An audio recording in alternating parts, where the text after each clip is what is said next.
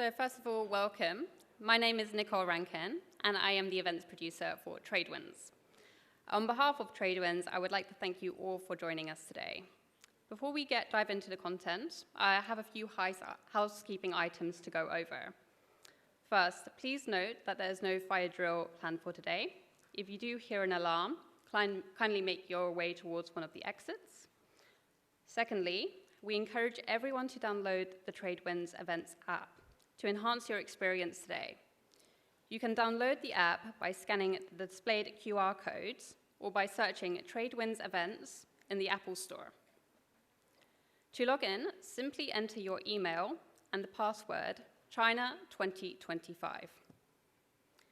The app will be your main tool for the day and will provide advantages of offering real-time updates on the agenda, attendee list, speaker profiles, and sponsor information, allow you to connect with other delegates and speakers through the attendees function, and enable you to make the most of your experience and participate in the discussion on the Q&A section.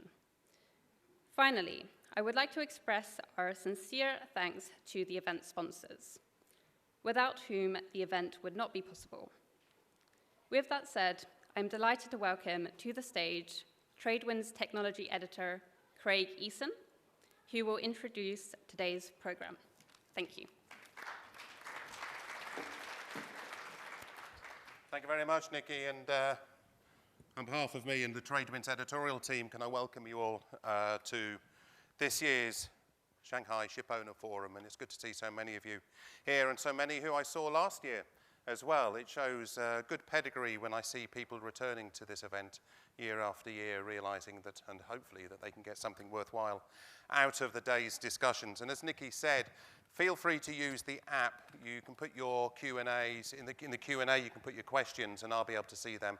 And that'll help me with the discussions. We've got a few panel sessions. I'm going to be hosting 2 of them, and we've invited 2 of the TradeWinds kind of partners with this event to come and moderate a couple of the panel sessions as well. So that's helpful in putting your Q&A there to help us see how the audience is actually thinking about the panels. So please do use those. We've got 3 sort of general sessions during the course of the day. One is going to be looking at kind of the global trends, and I think you all know what we're going to be discussing largely within that discussion. Then we're going to be talking about the funding, the financing with the lessors, and then the final session, session 3 this afternoon, is the shipbuilding session. We'll be looking at the role of China in the shipbuilding markets, both today and in the future, as we look at some of the evolutions in the future. So it's going to be a busy day, as I said, lots of discussion, hopefully a lot for you to take home with at the end of the day and to discuss. So I'm going to come back to the stage in a second, but please could I now invite Zhu Ying. She's Level 2 Inspector, Shanghai Municipal Transportation Commission, to do an opening address. Thank you.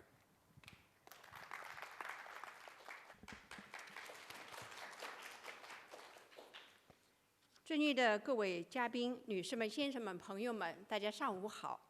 很高兴在这个充满生机和希望的春风时节，与各位业界同仁相聚在2025贸易峰船东论坛。首先，我谨代表上海市交通委员会对论坛的举办表示热烈的祝贺，对各位嘉宾和朋友表示诚挚的欢迎，对大家长期以来对于中国航运业以及上海国际航运中心建设的支持表示最衷心的感谢。航运业是联通各国经济发展、促进国际贸易往来的重要保障，也是世界各国人民友好往来的重要纽带。一直以来，我国始终不渝奉行互利共赢、主动担当作为，积极开拓海上朋友圈，以海运助推深化开放合作，稳定全球经贸往来。本届论坛以“中国掌舵世界航运强国的未来”为主题，这既体现了对我国航运业发展成就的认可，也体现了广大中国船东、船厂、航运资本在推动全球航运业发展中所发挥的重要作用。作为中国的经济中心城市和改革开放的前沿窗口，上海积极推进国际航运中心建设，为推动全球航运高水平可持续发展，努力贡献上海智慧。我们持续优化港口能源结构，推动航运业绿色低碳转型。近年来，上海港船舶 LNG 加注规模实现快速增长，已成为全球前3的国际航行船舶保税燃 LNG 加注的港口。2024年完成了中国首例绿色甲醇船对船的同步加注。我们积极推进数字赋能，提升港航运营效率。洋山深水港4期全自动码头已经实现成熟运营，具备每年700万标准箱的生产能力。关键技术在国内外10多个港口码头推广应用。我们努力维护市场平稳发展，为全球企业提供风险管理产品，推动航运指数期货成功上市。截止到去年12月31号，航运指数期货共运行了330个交易日，总的交易金额超过了3.98万亿元人民币，日均成交金额120多亿元人民币，为产业链各方提供了套期保值、对冲风险的有效手段。女士们、先生们、朋友们，当前世界之变、时代之变、历史之变正以前所未有的方式展开。在全球产业链、供应链深度调整的背景下，我们将结合上海国际航运中心的建设，进一步做强全球化服务能力，为实现更高水平的全球航运治理贡献更多的中国力量。也希望能够借此论坛的机会，听到各方对于中国维护国际贸易稳定、推动国际航运可持续发展、支撑船队发展需求的宝贵经验和意见，同时推进国际航运业平稳、健康、可持续、高质量发展，也离不开全球航运人齐心协力，共同迎接挑战。相信通过本次会议的举办，航运各界能够进一步凝聚共识，深化创新，顺应形势，合作共赢。此外，今年10月，2025北外滩国际航运论坛将再度在上海隆重举行。我们将为全球航运业界提供交流合作的国际化平台。我想也借今天论坛的机会，向航运各界发出邀请，欢迎大家届时参加2025北外滩国际航运论坛，共商共创国际航运美好未来。期待大家的持续关注和热情参与。最后，祝愿本次论坛圆满成功，也衷心祝愿各位来宾幸福安康、事业顺利。谢谢。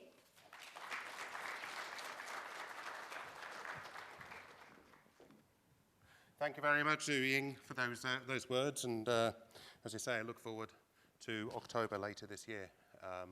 Maybe some of us will be here then as well. Now, we're going to go into our first session of the day, China's place in the global maritime landscape, balancing growth, profit, sustainability. We have a panel session coming up in a second. But before then, it gives me a great honor to invite somebody who's usually got quite a lot to say and is not afraid of being outspoken. He's a man who I think is very well liked within the Chinese shipping community because of his, let's just say, long-standing character and background within the family, and his family business as well within Hong Kong. So please, it gives me great pleasure to invite Hing Chao to come up to the stage, and he and I will now have a quiet discussion for the next 10 or 20 minutes. This is one of those sessions where sometimes when you go to all of these trendy things, they call it a fireside chat, and I don't ever think it should be called that because you've got an audience of about 150 people listening to you now, Hing, of whatever you want to, whatever we end up talking about. So there's nothing private here, nothing that is just standing between you. The last time I met him, Hing was in Singapore, and he invited me over to his breakfast, and he had to stop eating his eggs while he was talking to me. We got so got involved, you had to ask them to be recooked, basically, because it took about half an hour. Hing, thank you very much for coming and joining us today. It's a great pleasure to sit here and have a chat with you. But before we get into in-depth, there's something I really wanted to sort of address with you. We didn't talk about this before. That's all your books, because you are really into sort of Chinese martial arts. You're really into a lot of the books. And I wanted to talk to you about those books. You've written books on Chinese kind of swords and martial arts. I mean, you're a trained martial arts expert yourself, aren't you? Tell me a little bit about that. What made you go into that and write all of these books? Because this is before you came into Wah Kwong. So this is your life before. And the reason I wanted to know this is, does the martial arts and all of that have anything to do with how you're looking at Wah Kwong today? Within Hong Kong and among a lot of friends, people often know me as a practicing martial artist and as a researcher, but actually my path right after university was in conservation with endangered heritage in North China. I spent a lot of time living with the last nomadic hunters of Hodenbuyer and in the Greater and Lesser Khingan Mountains. So I've spent time in a part of China which probably the distinguished gathering here has never been to. So I've had a taste of China like no one else, and therefore since 20 years ago, I've really developed quite a unique perspective on China. What would you say is some of the key things that you learned about that sort of stick in your mind today as you are kind of executive chairman of a leading Chinese Hong Kong-based ship owner? What are the sort of key learnings? It's almost like there's that famous book, I can't remember what it was called, you know, The Art of War. Or something. What's the art of business from Chinese heritage? System thinking. I think we're all very used to looking at things in a very professional and sometimes narrow perspective. I think we are in the midst of major changes around the world, climate change, we're talking about the energy transition, reconfiguring a global trade network, new partnerships. All of this are interrelated. And if we look at things in a silo, and I'm not trying to criticize anyone here, but if we're looking at one simple example, maritime decarbonization, can we do this on our own with our partners across the supply chain from the energy sector? How do regulators look at this? How do regulators who in the past have mainly dealt with energy policy from a national perspective, where you are starting now to look at interrelatedness of a completely new energy supply chain, where shipping plays a fundamental role, not only in our own transition, moving towards net zero fuel, but actually shipping will be one of the primary movers of such cargoes. So all of these are interrelated. And so I think the key learning I had from my early years is to develop this system thinking, understand the essential connectedness between things. And that's why, I mean, one of the times I saw you lately was at a Zestus event. And at the time, and I mentioned this to you at the time, I found it hard to sort of correlate what a company like Wah Kwong was doing at a Zestus event. It seemed it's like poles apart. Does that explain your sort of involvement? That Zestus is a Zero Emission Ship Technology Association, and it's very much sort of promoting electrification and a pure zero emission sort of future for the shipping industry. How do you relate that with Wah Kwong? It's an opportunity for me to do a bit of advertising here. First of all, Wah Kwong started investing into new technologies, in particular offshore wind, already a few years ago. And recently, we have decided to take a dive into the new energy sector. So it's well known to a lot of our friends that Wah Kwong is now an integrated shipping company with operating activities across ship owning, dry bulk operating, as well as in ship management. But the fourth bit, which we want to grow rapidly in the near future, is what we call Wah Kwong Energy, or venture energy. And this venture energy will focus on decarbonization. It will focus on electrification, It will focus on providing net zero solutions, not only to maritime trade, but also to other industrial partners across sectors. Do you see that as a way of shoring up a family business for the future, recognizing that traditional ship owning methods, operating methods, or even the various trades, tankers and bulkers, and have got a sort of uncertain future? Is this you getting ready for a bigger transition? Personally, I believe in sustainability. And I do believe that there's a lot about the first industrial revolution that need to be corrected, hopefully with the experiences we've had over the last 100 years. We've seen a lot of things that could be done better, and as we're on the cusp of a new industrial revolution, here is a massive challenge laid at our doors, but also a huge opportunity. I'm not saying that energy transition is overnight. People are saying, okay, how to reach net zero, and it's a journey that's important. I think traditional fossil fuel will continue to have a role to play for the foreseeable future, and that foreseeable future could be longer than people expect. But we have to remember, we have to have the end in mind. The end in mind is for us to live sustainably. The end in mind is not, in my view, simply to eliminate fossil fuel. I mean, if all ships sailing around the world use zero fuel carbon, fantastic, but if that's to the cost of raising the cost so significantly that you would plunge communities back to a level of living 10, 20 years ago already, unfortunately things are already heading that way, but is that one of the things we're ready to live with? Or should we continue to do fossil fuel, but using it more intelligently, continue to move forwards while living out asset cycles and reinvesting into the future? I think system planning requires us not to be so simple, and I criticize most of us, me included, for being simplistic. We like simple solutions. Unfortunately, the world is complex. Do you find, though, that as you're looking at a family-owned ship owner like Hua Kwong, that you've got a 73-year heritage behind you, and that you're not alone in being a family-owned ship owner that's got a lot of heritage in their background?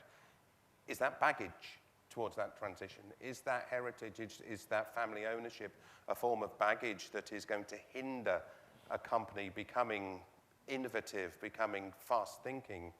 Are companies like Hua Kwong stuck in their traditions?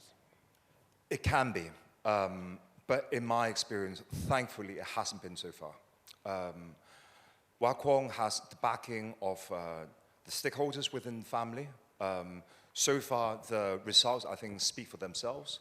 The decarbonization journey we have embraced with a lot of caution, but with a lot of faith and optimism at the same time. And, I think the only way for us to build resilience is through partnership.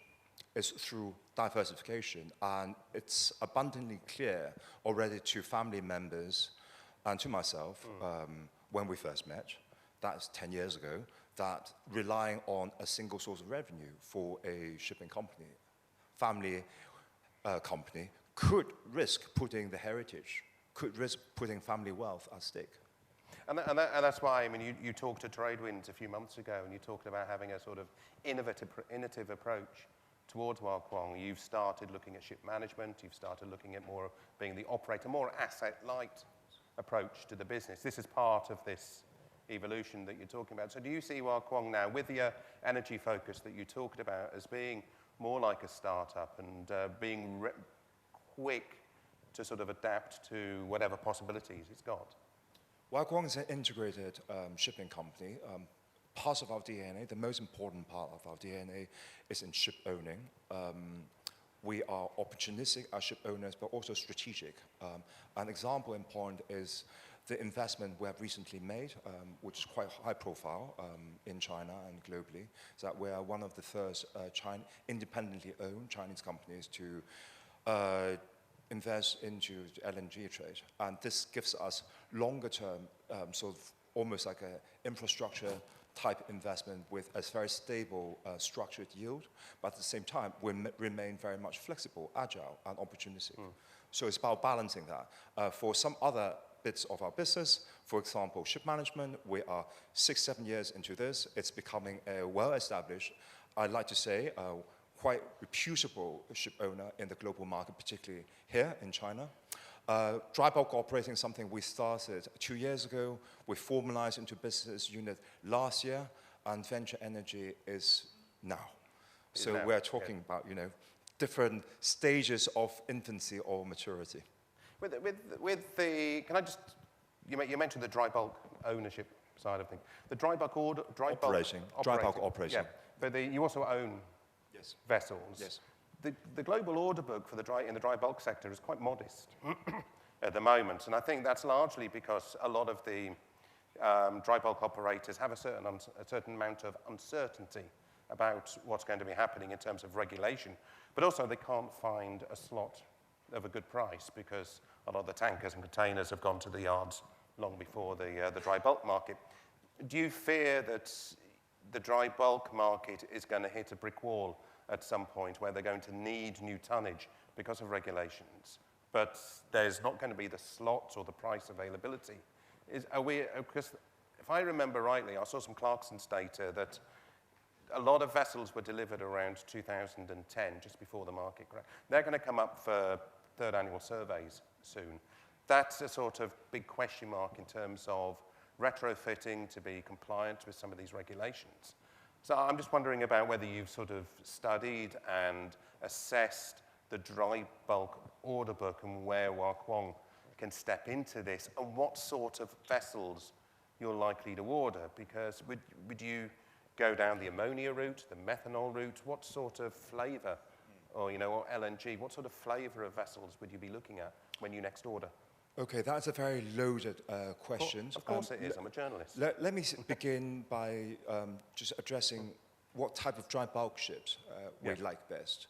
So over the last 5 to 6 years, Huaquang has focused our growth on the middle sector, which is not the most exciting answer, unfortunately, because a lot of people also have been placing order into the Ultramax and Kamsarmax. We have focused a bit more on the Ultramax because I had faith already 6, 7 years ago that Ultramax, and that was borne out really during COVID, I wouldn't say a replacement, but it would be an extension of the Handysize because it's the most flexible ship and the largest of its kind that can sail around the world. And as globalization becomes a bit more fragmented and less efficient, we need flexible ships to move cargoes from one place of the world to the other. So we're still committed to that vision. We didn't order so many Kamsarmaxes because I just didn't think fundamentally that Kamsarmax had as much flexibility. And again, thankfully, the market has sort of borne out my sentiment, my intuition at the time. I wasn't so interested in Cape because I didn't think at the time that as a private company with a limited, although a very long-term exposure to Cape, we're able to do very much. However, my perception changed. That is borne out by the fact that in the new stage of globalization, Belt and Road and new trade routes will play a much more important role. As we saw last year in a seasonally low summer, Cape trade, particularly from West Africa, has significantly increased.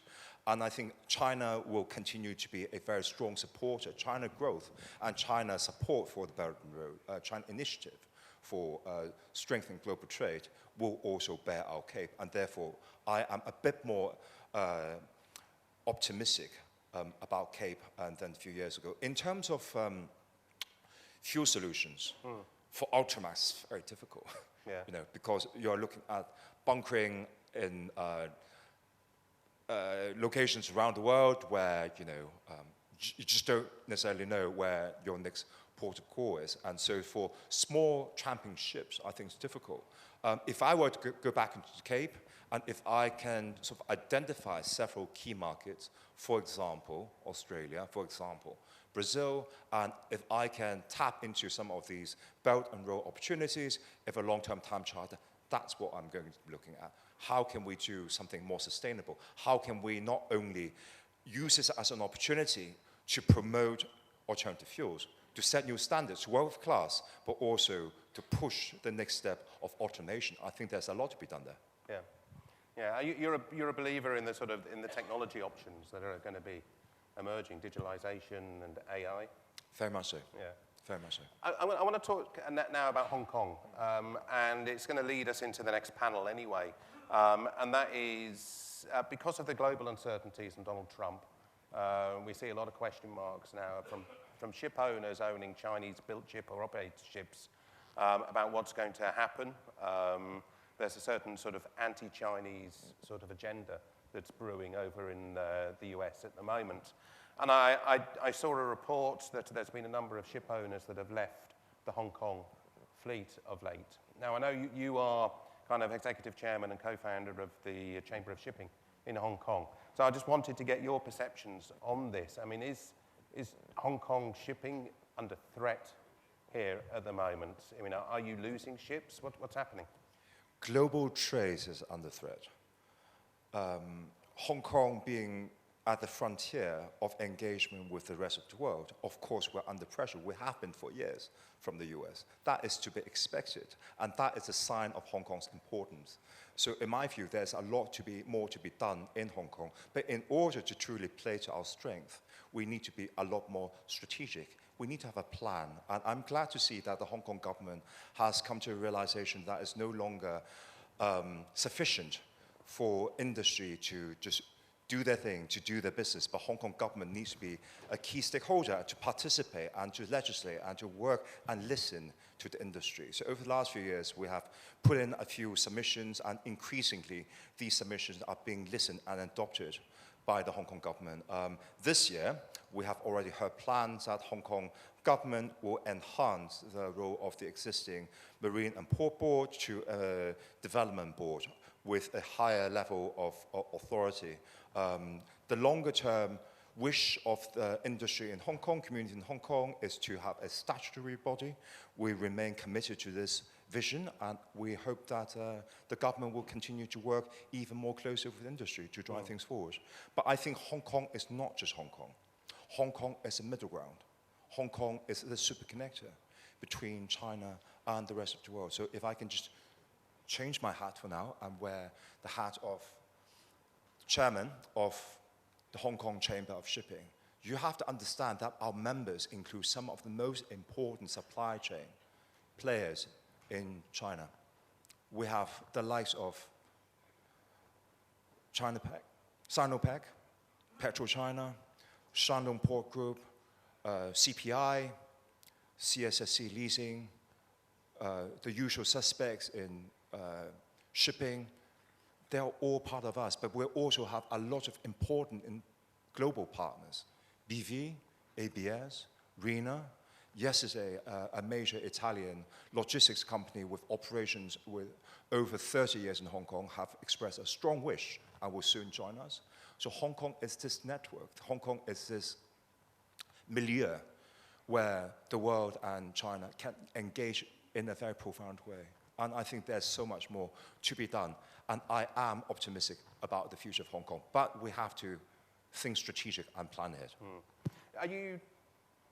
Do you fear the next 3 years of a Trump presidency?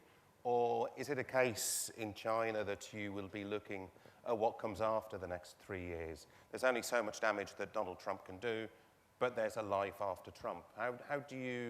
What sort of strategic approach do you take as executive chairman of Hua Kwong, but also your post within the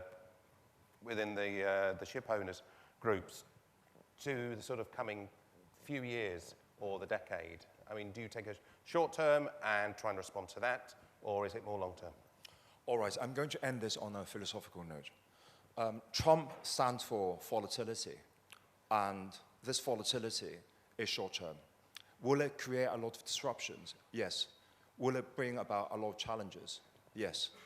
But shipping has always thrived on disruption. And the last time the US under the Trump administration tried to tariff China into submission, US suffered. China, of course, also suffered, but I think US really suffered. And confidence and support from the agricultural sector for the Trump administration particularly didn't really like that. And unfortunately, we're starting to see a bit of a repeat if things continue to go that way. But I would like to hope that Trump has also learned from his painful experiences in the past. But on a philosophical note, we say in Chinese, 物极必反. When something goes to the extreme, it can only change. Changes are imminent. And if we see that globalization had reached its peak in the 2000s, it's necessary, it's essential, it's fundamental to the nature of things that things will go the other way. It's not Trump, it's not Biden, it's not the US. It's the nature of how things work in the world. That is fundamental. And unfortunately, we are trending that way. Since the end of the Cold War in early 90s, for the next 20 years, the world has reached the peak in terms of efficiency, globalization, partnership. That led scholars 20 years ago to talk about the end of history because they thought, the likes of Francis Fukuyama, that the world will no longer have war because ideology had reached the peak as encapsulated by this democratic capitalism represented by the US. And he thought at the time, soon after the end of history and the last man, that maybe Islam would pose a problem. He was proving right, but indeed ideologies would change. And I wouldn't say we're in an age of ideological conflict, but we're in an age of fragmentation and of multipolarism, and this trend is irresistible. Hing Chao, we must end it there. Thank you very much for your time today. Ladies and gentlemen, Hing Chao. Thank you. Thank you. Good. Thank you very much. Now, those comments, good fuel, I think, to help us move onwards in our discussions today, as we will find out. So it now gives me a great pleasure now to move on to our next panel, or our first panel, I should say. So if I could ask our panelists to come up and please help everybody by trying to sit relatively underneath your own image. It helps them and it helps me. In this panel now, we have got Zhang Hao from Shandong Shipping Tanker Company, Zhao Qingfeng from China Shipowners Association, Adnan Esahuni from GTT China, Emily Nuri from Eramet, John Collander from Stena Shipping, and Zhu Jinping from Ocean Shipping Group. If you could all come up onto the stage, please.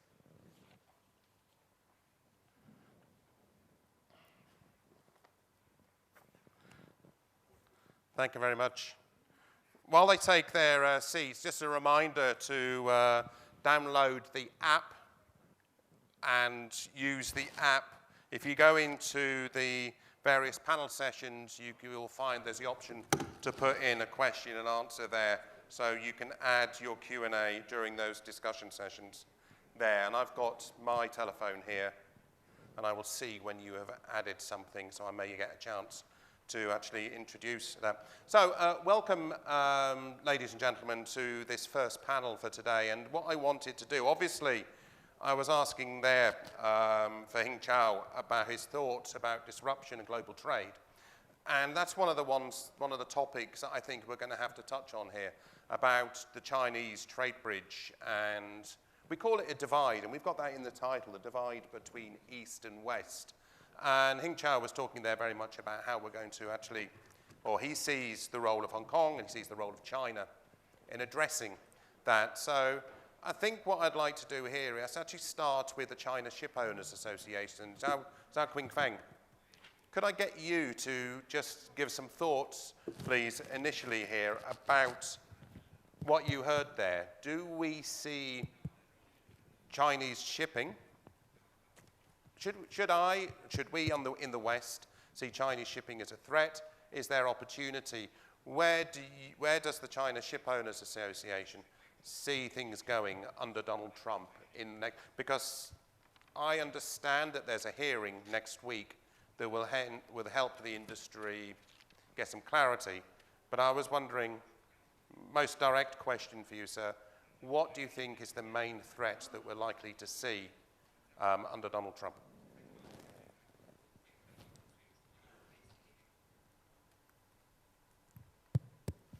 非常感谢主持人先生。我想这个问题对我来说是非常困难的一个问题，因为目前我本人在内，可能马上22号就要飞到华盛顿参加USTR 这个301的一个听证会。确实，我们也在积极的思考相关的问题。但是，我想，就中国的进出口运输是致力于维持全球市场。像中国的矿石、谷物。然后包括集装箱等等，一直是保持开放的。中国的货物运输，基本上绝大部分都是由第三国运输的，并不是由中国自己运输的。我们一直是对中国来说，就是海运服务贸易一直是逆差的。中国一直是开放的市场，我们并没有歧视任何的船舶、任何的航运企业，然后参与我们的工作。尽管我们是船东，但是我觉得造船也是一样的。造船方面也是我们与其他的厂商、设备商，包括船级社，就是世界各国船级社都保持友好合作。而且我们尤其是欧洲的相关厂商，他们的实力都是非常强大的，大家对他们信赖。所以我们一艘船建完，但是很多关键设备啊等等，不一定是哪一个国家造成的，建造的，包括欧洲的，包括日本的，包括美国啊等等。我觉得是大家一直是团结合作的。正如中国，在形容航运、海运，一直会说到一个词，就是同舟共济。我觉得在海运方面，中国的航运企业，中国的航运业，对于全球的行业来说，一直是开放的，一直是合作的态度。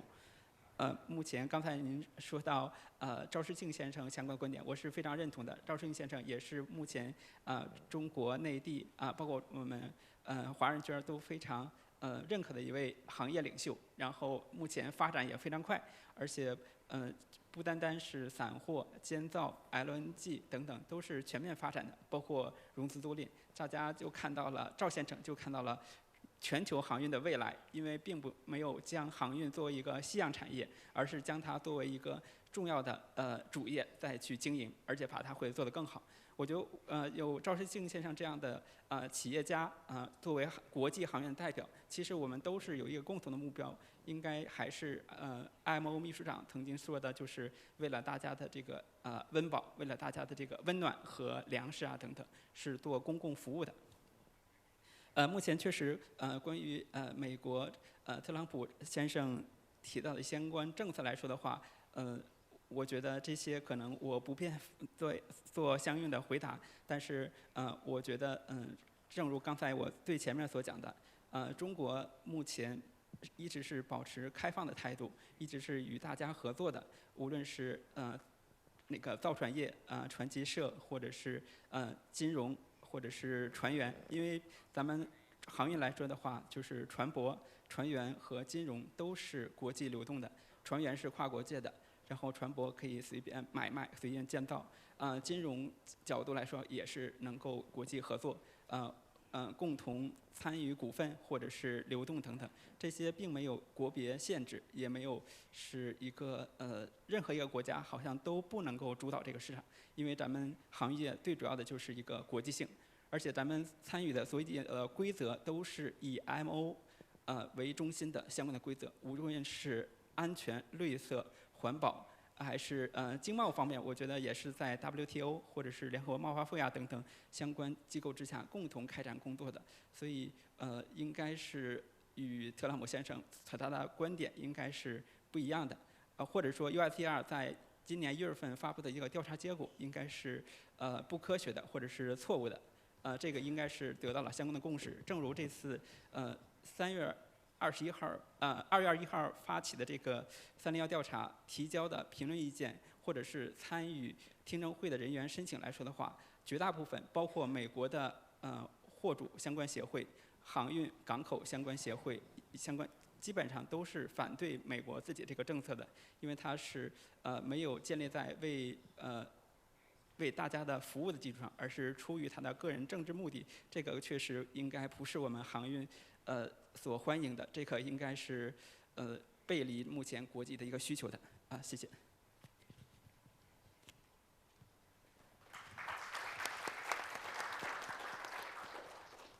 Thank you very much. And with that in mind, I'd just like now to move to Zhang Hao from Shandong Shipping Tanker. I mean, it's from the, maybe you could take that specifically from the tanker markets as well, how you see that evolving. Do you fear having tankers that are involved in US trade, for example?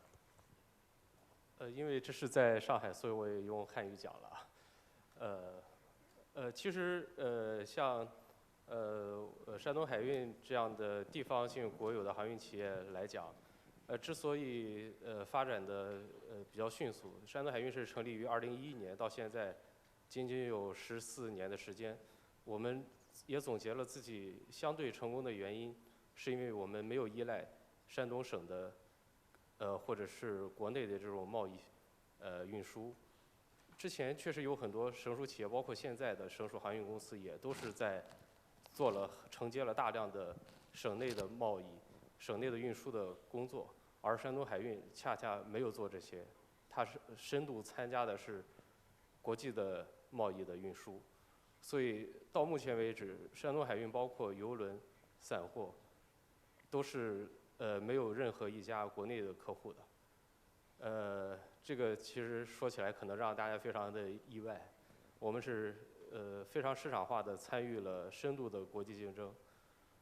从邮轮板块来讲，我们的所有的租家都是以欧美的油商、贸易商为主的，包括壳牌、包括 BP、包括埃克森美孚、包括佳能普可、包括托克、包括维多。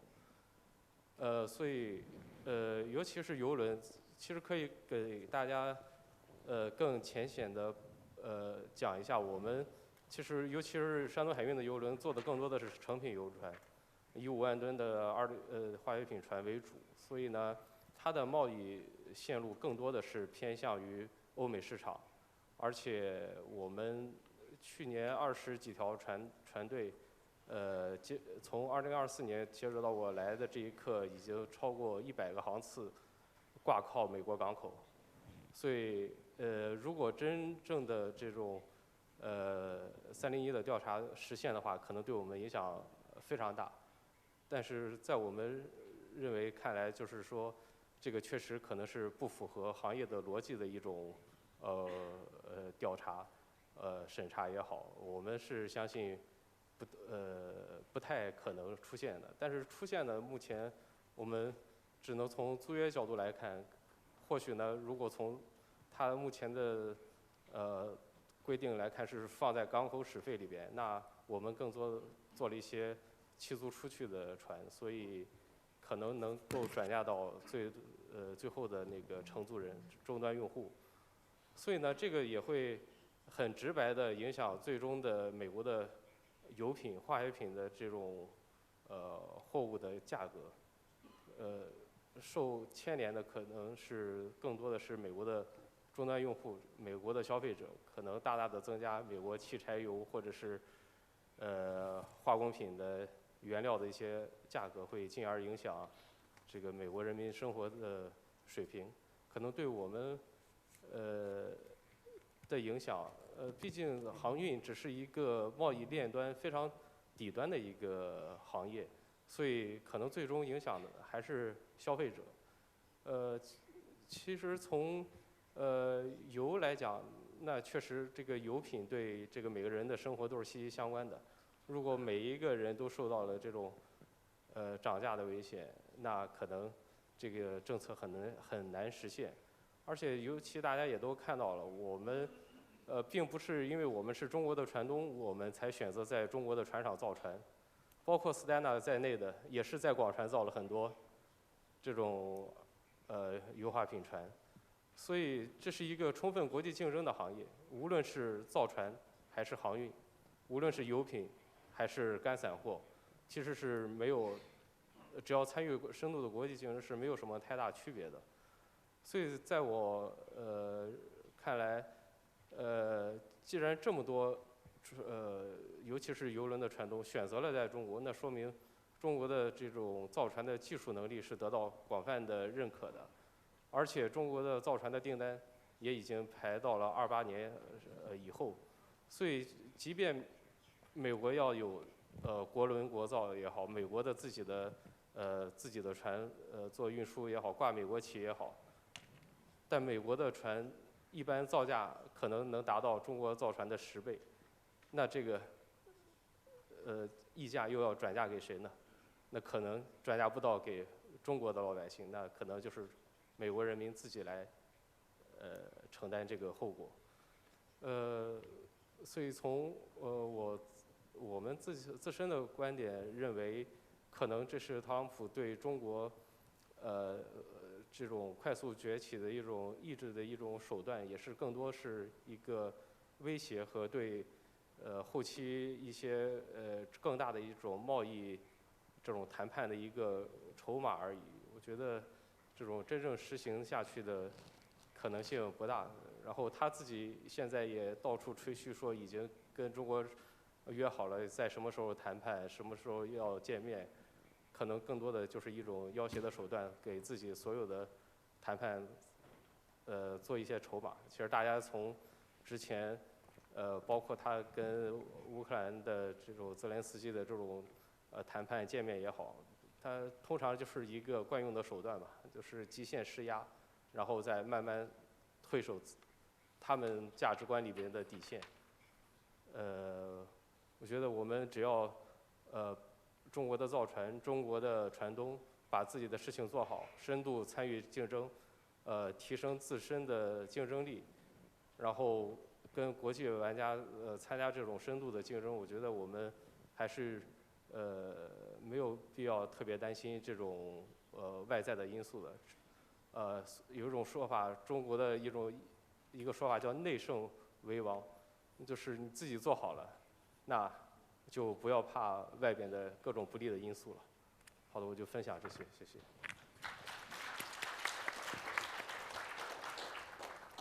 Thank you very much.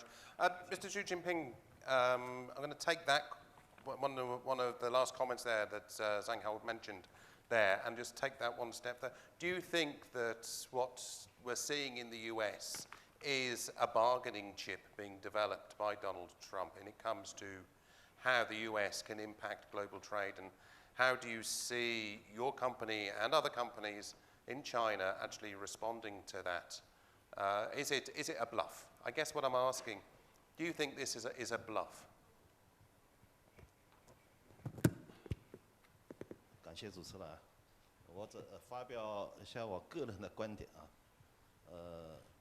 特朗普呢，这个人呢，他不按常规出牌，啊，在第一任期到现在第2个任期，啊，他会对航运业啊，也是出了很多难题，啊，我想在座的航运业的朋友们，对他这样一种出牌啊，我看大多数啊，特别是中国的船东会持反对态度，啊，那么我们在想，国航远洋呢也是一个做散货的啊，做散货的一个航运公司，那么也必然会受到影响。首先，我想谈的就是特朗普他这种出牌啊，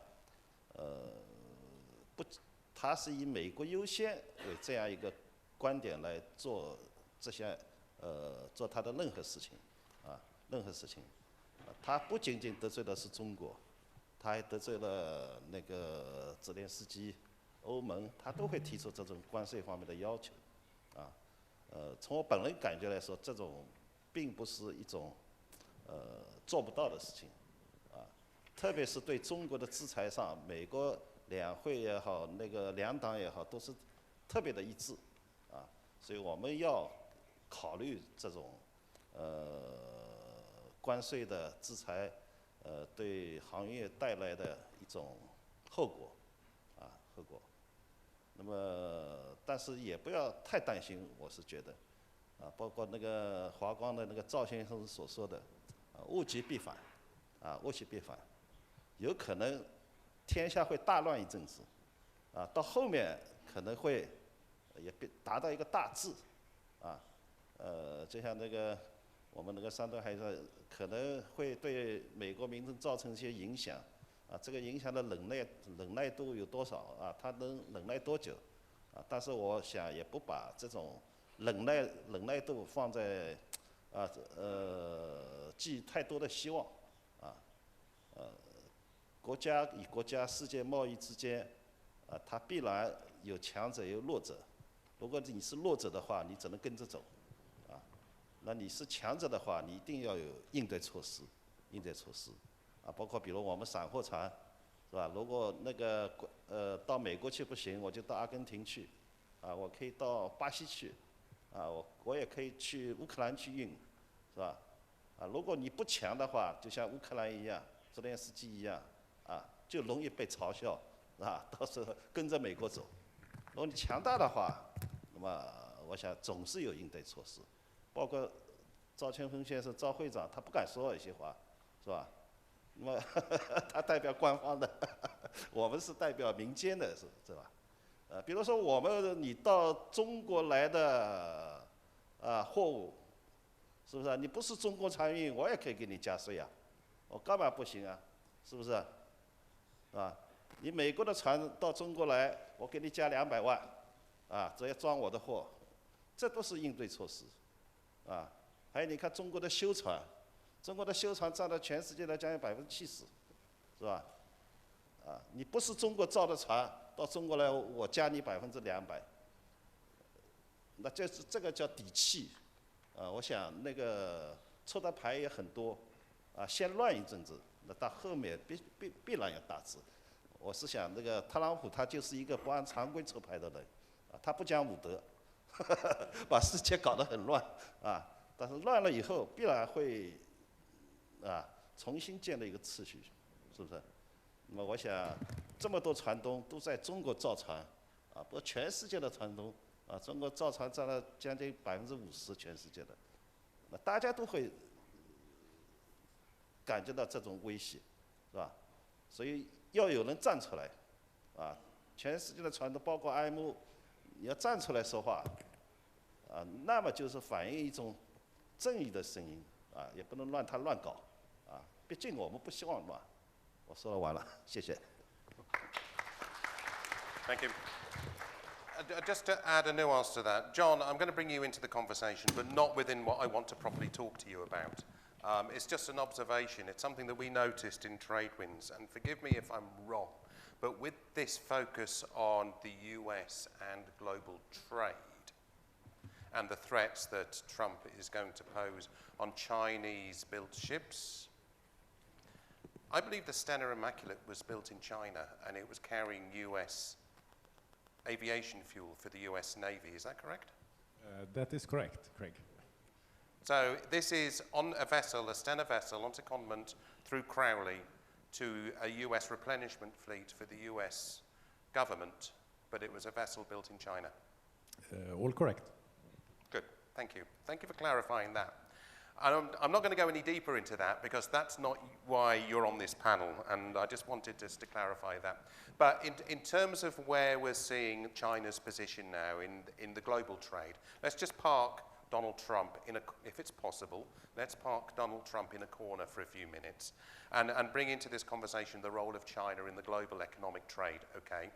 And where we see things are going now. On this panel also, we've got GTT China and we've got Eramet. One is a technology company, and Eramet represents the shipping company.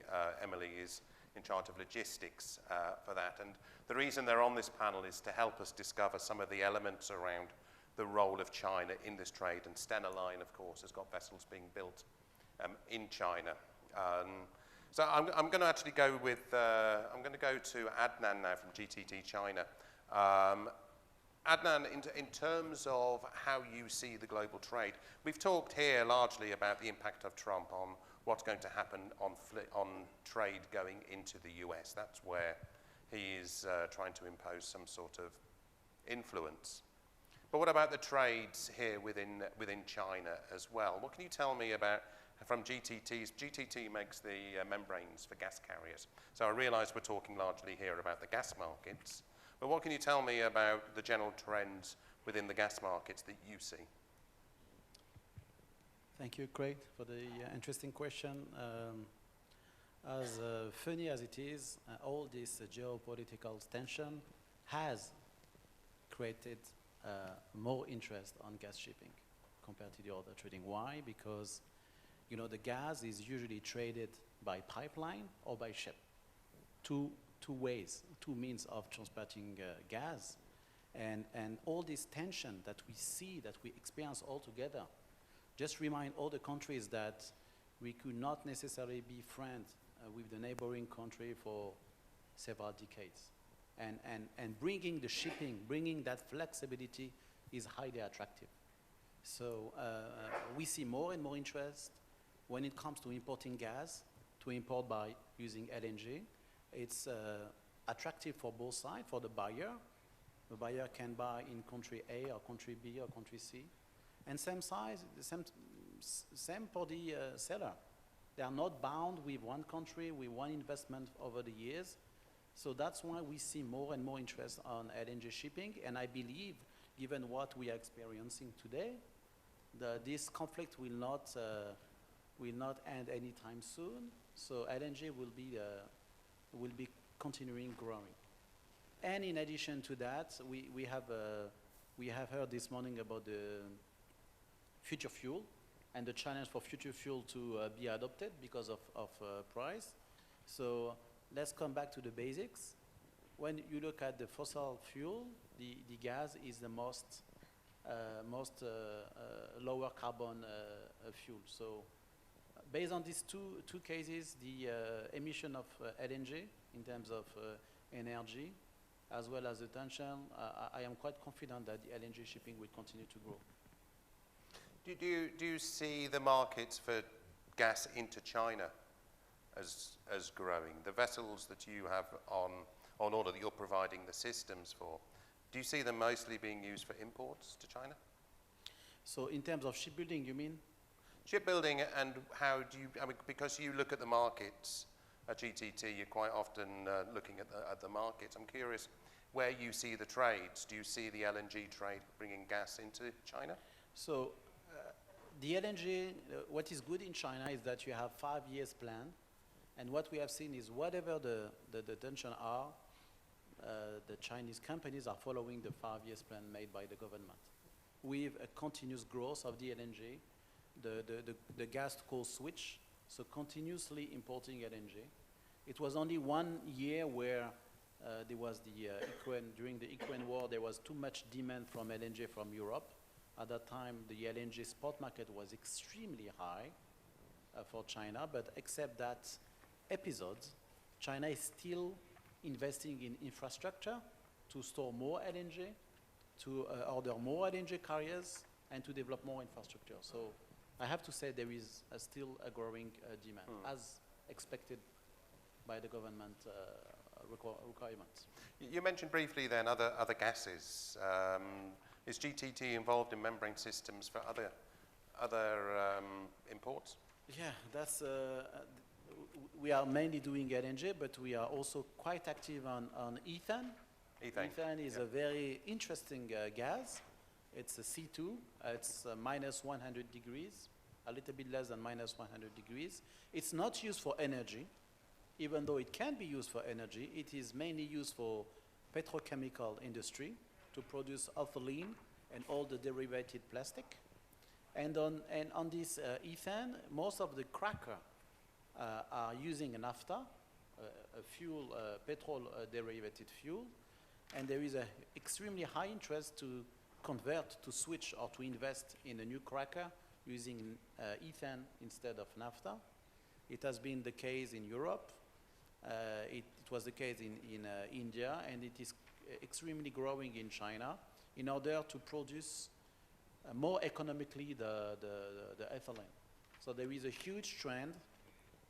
And again, as funny as it is, the only available ethane in the world is in US, in extra access. So today there are still, whatever we can say in terms of tension, a lot of trades between US and China to import ethane and to deliver in China, among other countries. So exporting ethane from the US to China, yes, so that China can make the ethylene using ethane instead of naphtha. Exactly. It is cheaper and it is more environmental friendly. Okay. So double benefit. Yeah. Do you see that having any, sorry to bring in Trump again, but do you think that being any kind of, can't get away from him, do you think that's going to be any kind of threat? That's a good question. When you look at in the paper, it looks like a good threat because it is China importing ethane from US. So given the potential tariff, it may have an effect. But when you look at the big picture, I do believe that the ethane, the delivered ethane, will still be more attractive than the naphtha, which is all oil driving price. Okay. So I still believe the interest is there. Within the Chinese plan at the moment, and this is where I want to bring in you, Emily, and Eramet, is its electrification plan. And I think that's probably playing quite well into Eramet's plans as well, because you are a mining company with precious metals that are a large part of the electrification future of society and of shipping, but of society at large. What can you tell me about what Eramet does and how you see the Chinese plan, electrification? Every single car that you see on the roads here in Shanghai is increasingly electrified, and no doubt the lithium may well have come from an Eramet mine that is in that car. So you play an important role here in China in terms of bringing in the metals to the steel industry. Can you tell me a little bit about how you see those trends, how you see those imports? Yes, thank you very much. Yes, maybe before I start, a few words, if you allow me, about Eramet. For those who don't know Eramet, I'm glad to be here today from Paris, but I'm also with my colleagues from Eramet Shanghai attending this forum, and thank you for inviting us.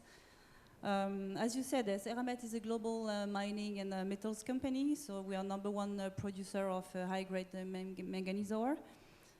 We do operate mines and plants all over the world in 15 countries for the production of, as you said, metals that the world will need for the energy transition. So we are a producer of manganese ore, nickel ore, manganese alloys, mineral sand, and lithium. So for us, I guess you understood, China is a key market for Eramet, like India too. Most of our flows, of our volumes, our customers are indeed in China.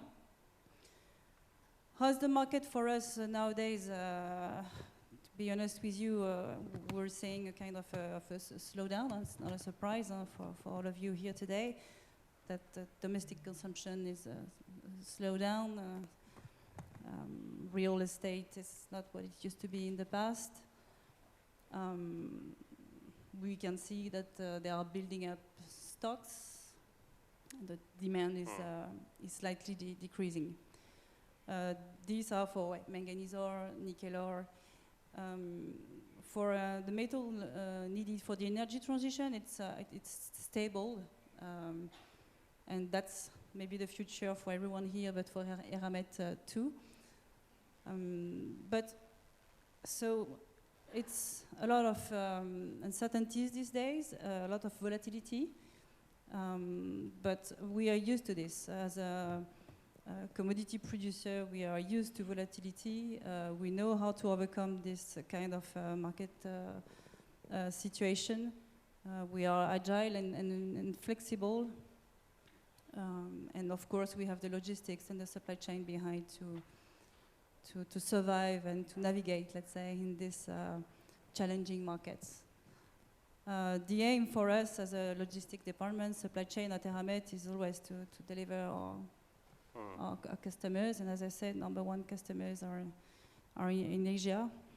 So whatever the market is and whatever the ban, sanctions, or whatever US is trying to implement to lower down the dominance of China, we will still be there to deliver our key customers, and we will still be there to adapt our logistics, our supply chains. I mean, our mines are where they are, our plants are where they are, and our customers are where they are. So whatever the sanction, the ban, and so on, we'll have to deliver at some point. So behind our performance is key to do so, but we will adapt ourselves to make it work. tell me a little bit about how and what kind of vessels, because you're responsible for logistics, so you bring on into the Eramet, the fleets, the vessels that you need, either on various charters. Alors, But I always think of mining, I think of bulk vessels, but you don't just use bulk vessels, do you? So in terms of logistics at Eramet, we do dry bulk chartering, but also containers, trucks and transshipment operations. But of course, our biggest volumes here, manganese ore, nickel ore, mineral sands, and alloys are transported with dry bulk carriers. So in terms of chartering, we are voyage charterers, and we do fixed vessel from mini bulkers to Newcastle Max, except Panamax. So I must say we are on all sizes, all segments. Yeah. It's a question as a technology editor. I've often written about the influence that a manufacturer, a miner, a shipper can have on the choice of the vessels. You've got right ship, and it's the ability to look at the performance of a vessel. How engaged are you as head of logistics in choosing vessels that are of a good pedigree, that have got, you know, they are very low on the CII standards, are very clean, efficient vessels? Do you pick good vessels for your good cargo? Yes, definitely at Eramet we have a high standards in terms of compliance, CSR, and of course decarb. So we have a kind of internal process to stick to with no deviation possible. Of course, all our ships are vetted, all our counterparties are screened. We only fix minimum 3 stars right ship vessels.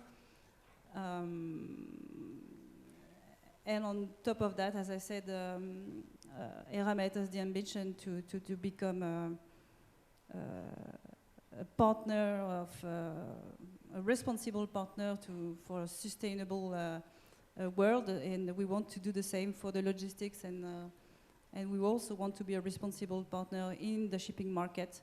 So it's important for us to have freight suppliers fully committed to reduce their CO2 emission along with us as a partner. So now the CO2 reduction plan from our freight suppliers is key when it comes to the selection, I must say, of the tonnage that we're going to use. But the same in this spirit of reducing our footprint, now we're looking for a very well-maintained ships with efficient operations. So they're very good partners, reliable counterparty who are able to provide a CO2 reduction plan. But also, I would say that step by step we are moving towards bigger ships. Okay. I can say today that we're doing less small vessel like ND size, for example, or even in a window. Now we're moving step by step towards Newcastle Max, than Ultra Supra in the past. We're trying to also to fix younger ships as much as possible. And this aim is to, of course, go as I said, go through bigger ships to have a better freight rates, of course, but also to reduce our footprint by doing this. We're also targeting bigger ships when it's possible for parceling. For parceling? Yeah, same. The idea behind is still to, of course, have an incentive on freight to do so, but also to reduce our footprint by sharing a vessel, I must say, with a third party. With us. So that are the kind of a standard that we have at Eramet when it comes to fixing ships. Do you find that increasingly difficult? I'm asking that question because during the conversation that I was having with Hing Zhao, I mentioned that the dry bulk fleet largely is aging. There's a sort of average age 10, 13 years because of this large number of vessels that were delivered in 2010, and the order book is quite modest compared to other sectors. Are you finding it increasingly difficult to find younger tonnage? And secondly, would you have conversations with ship owners and operators about their new order book to encourage them to have new build orders that you would take on board? I'm curious, you're talking about, because you said to me earlier on that you were largely involved in voyage charters, but it sounds to me like you're also having a conversation that is a much more detailed relationship with the ship operators and owners. Thank you for this question. It's actually a very good question, and I guess you know more about Eramet that you told me an hour before, because that's actually one of our big projects that we have at Eramet, because you're right, part of the fleet is aging. So here I'm not talking about obviously the Newcastle Max. This is not age is not an issue for that ships segment. Ultra Supra, no, it's not an issue too, but we definitely face this challenge. It's an everyday challenge for the mini bulkers. We have a rule at Eramet, we don't fix vessels who are more than 30-year-old. For Norway, for our plants, we lower down the standard to 20, or from time to time, I must say, to 15. And of course, it's a challenge every day now, because the fleet is aging. Mini bulkers, all the vessels are more or less 30-year-old, 25, 28. And as I said, we are right ships too, so if you go through all our procedure and you compare to the current available fleet of mini bulkers, it could be scaring to have a look at it and say, how are we going to do this?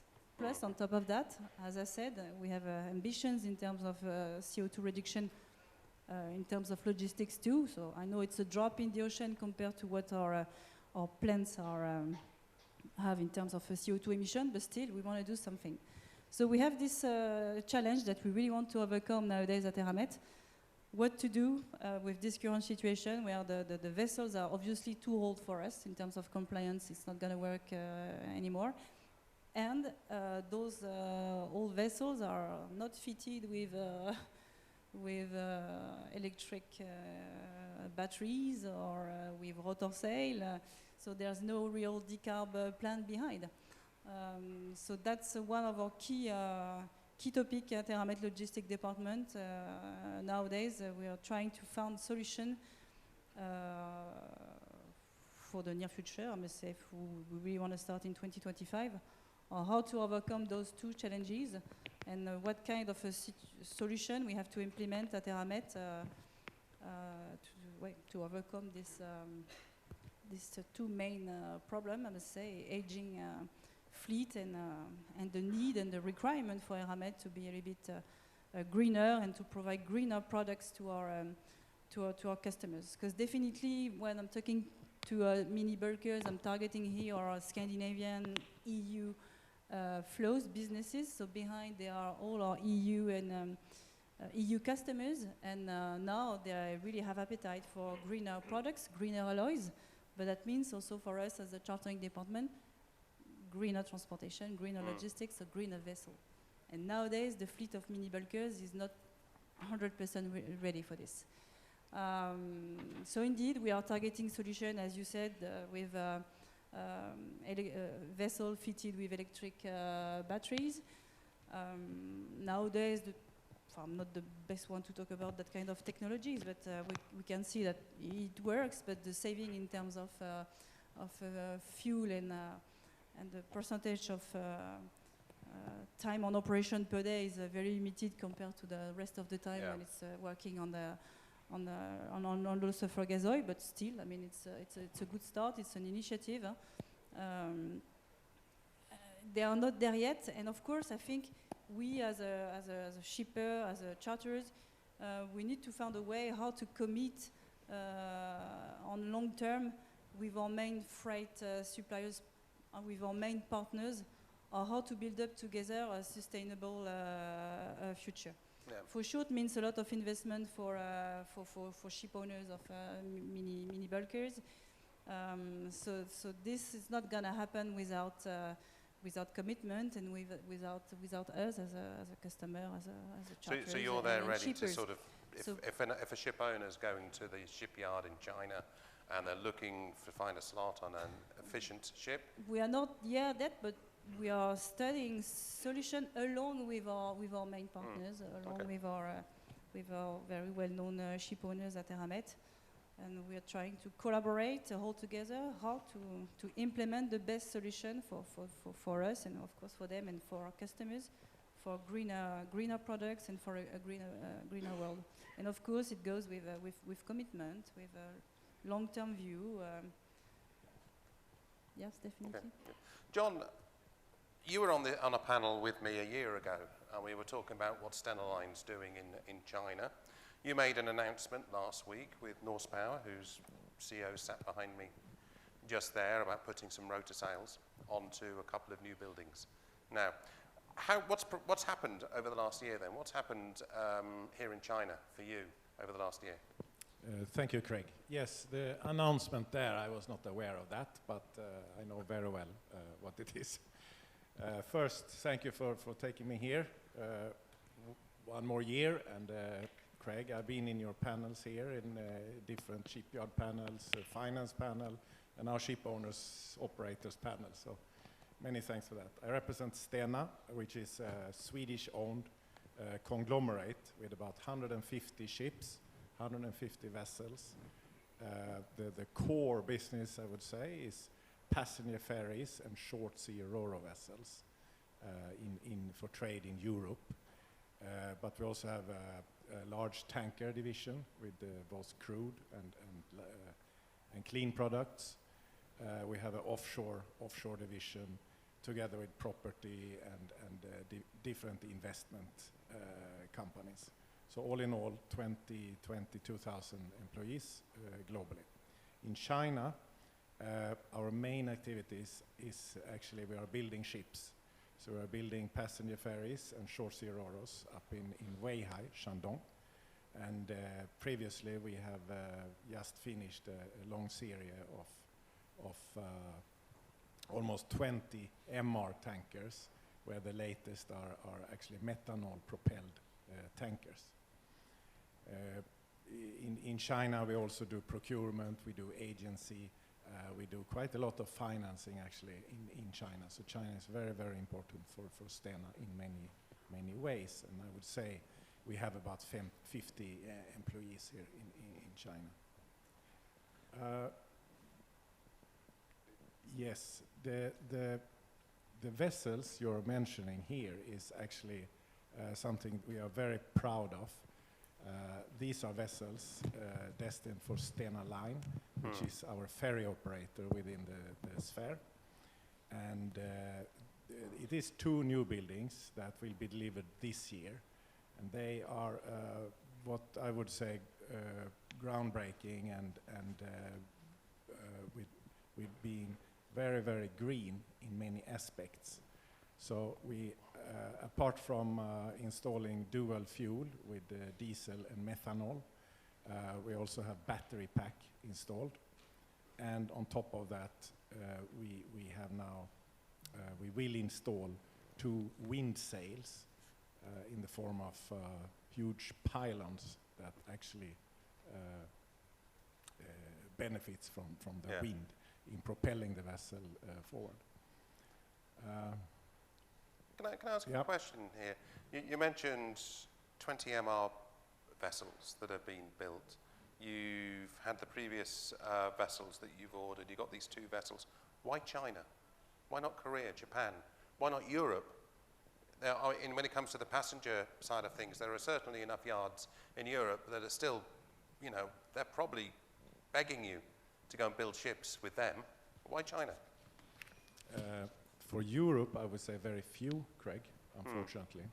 There are some that potentially could do, but very few, I would say.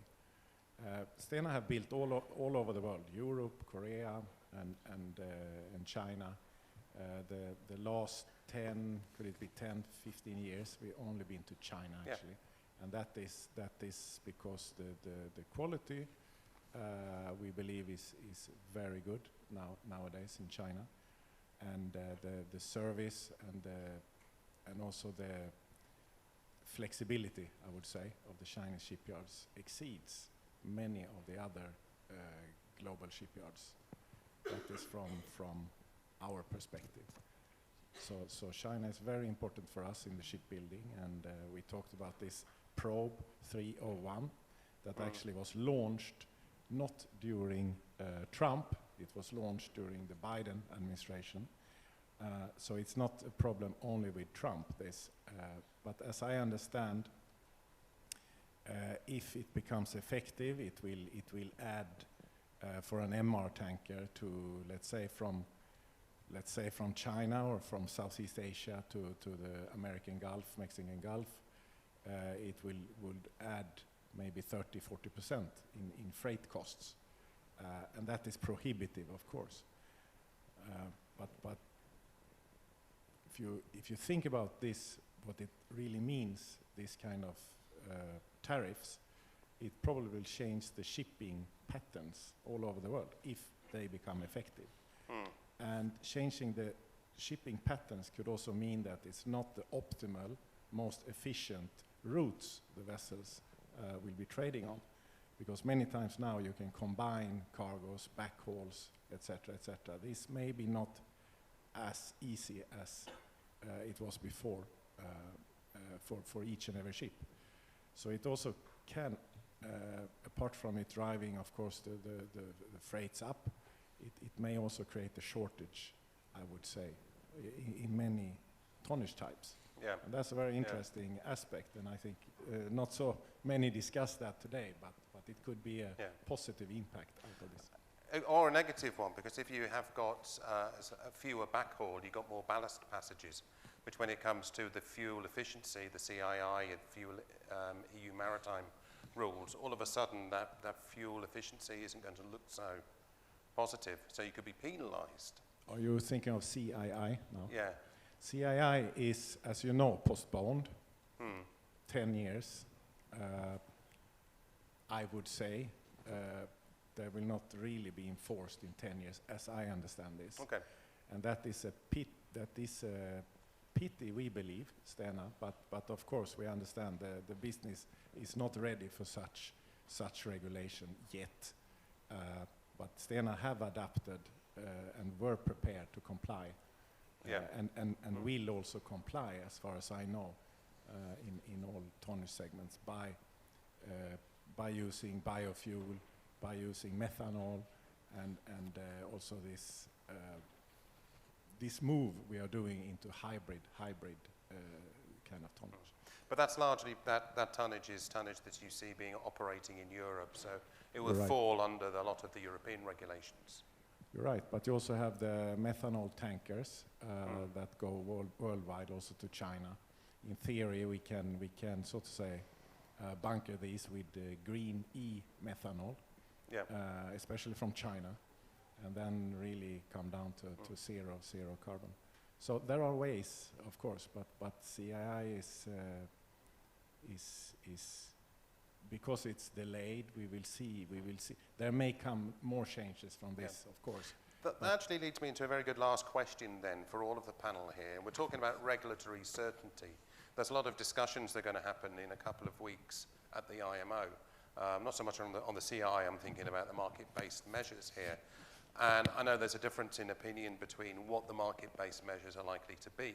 And I'm not going to go into the complications of what that might be.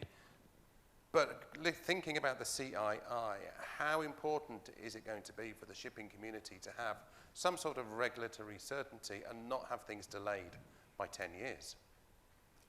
Yeah, I mean, there are a lot of ship owners like Maersk and others that have made huge investments in dual fuel tonnage that may be not as necessary as it was 1 year ago. I would not speak for them, though they may have other arguments, but the regulatory thing, because of the delay, of course, creates a little benefit for those who have just waited and not done anything yet. That you can argue a bit unfair, but that is business sometimes. Yeah, unfortunately, the first move of penalisation seems to be raising its head again, or the risks of raising its head. We're running out of time on this panel session. Ladies and gentlemen, could we say thank you very much to our 6 panellists here. Thank you, gentlemen, ladies.